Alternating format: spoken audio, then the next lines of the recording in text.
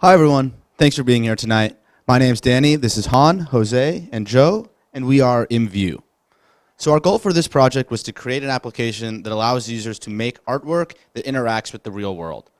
In this way, if one user draws a smiley face on the side of a building, for example, and another user looks at that building a week or a month later, that they would see that same smiley face. Since this ability to draw is so critical to our application, it's the first screen that users are greeted with upon logging in. Here on this screen, the users will see a live feed of their camera over which they can draw whatever they would like. They can select the color using the droplet icon in the bottom right-hand corner. They can undo any mistakes by clicking on the eraser, or they can clear the whole canvas by clicking on the trash can.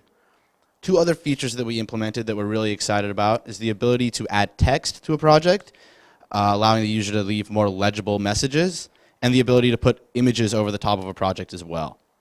Once a user is happy with their artwork, they can click on the floppy disk on the left-hand side of the screen. This will save their project to our database, and now when any other user comes to this same location, they'll be able to see that project so long as they look in the right place. I'm going to hand it off to Joe, and he's going to talk about some other use cases of our application. Thanks, Danny. A great part about our application, and the reason it was so much fun to work on, is that the idea lends itself to so many different use cases. With the platform of providing text and images based on geolocation, the only real limit to our application is that of the user's imagination. So let's take a look at some use cases. With scavenger hunts, users can be guided with clues to guide them from location to location. Users can also make their own drawings and provide those to friends and family members at specific locations. Another interesting use case is for businesses. They could provide ads or promotions to customers at specific locations. And finally, tourists could use this when visiting new cities to go on self-guided tours.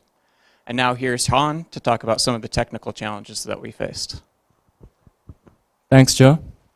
During our capstone project, we ran into a few technical challenges. First of all, iOS doesn't support a streaming API for web or mobile devices. So we made a decision to focus on web browser, trying to make our application more compatible. Also, since our application is interacting with the real world using geolocation features, so we wanted to limit the amount of data sent to users. So we came up with a range as a sequelized constraint for users to access multiple projects in a specified area. Canvas API initially provides with a blob data type as default. However, we figured out that it was not the most efficient way to store data. So we came up with a new solution using array like a string, saving only necessary dots and color information into our database, ended up taking up much less space. Now, Jose will talk about the view in detail. Thank you, Han. Here's a user you might recognize. He's creating a project and saving it. Not only is he saving it to a specific location, but he's also saving the tilt and the angle with his project. Later on, when the user is looking for another user's project, we can see that he's greeted with the tool that we created to help him align his view with the correct tilt and angle. We had a little trouble designing this tool as we had to align how many pixels align with how many changes in degrees with the respect of the user's view. Later on, we'll see that we worked with the Google Maps API to mark where users created projects around full stack and throughout New York City.